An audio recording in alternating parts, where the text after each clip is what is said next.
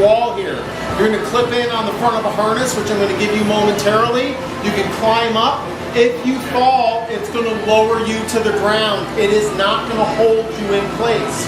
It will force you to start from the ground every time you fall.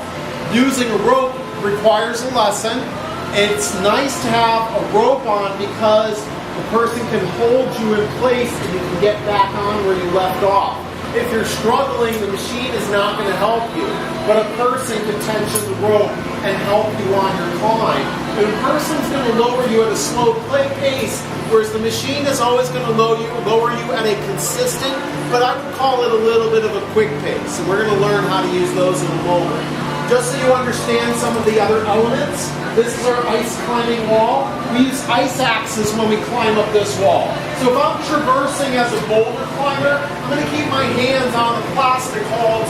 I am not going to touch the ice holds because they're not very hand-friendly. They're all beat up from ice axes punching into these.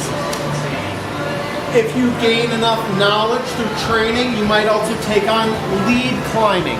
Lead climbing is where you clip a rope as you climb, and that would be up across the ceiling there. So just so you understand what these elements are for, today we're going to be boulder climbing and using these auto blaze. Some of them are easy, some of them are going to be very, very hard. Okay?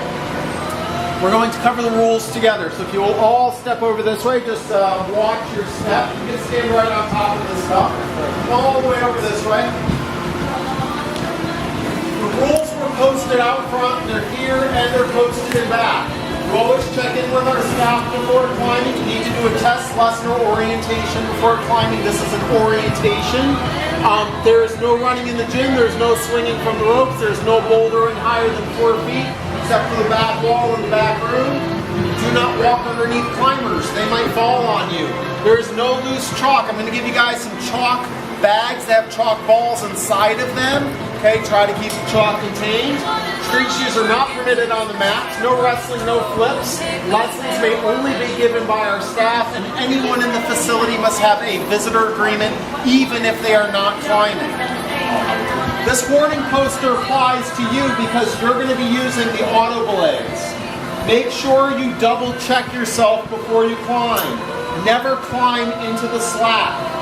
Always stay on route, which means you're climbing underneath the auto belay unit.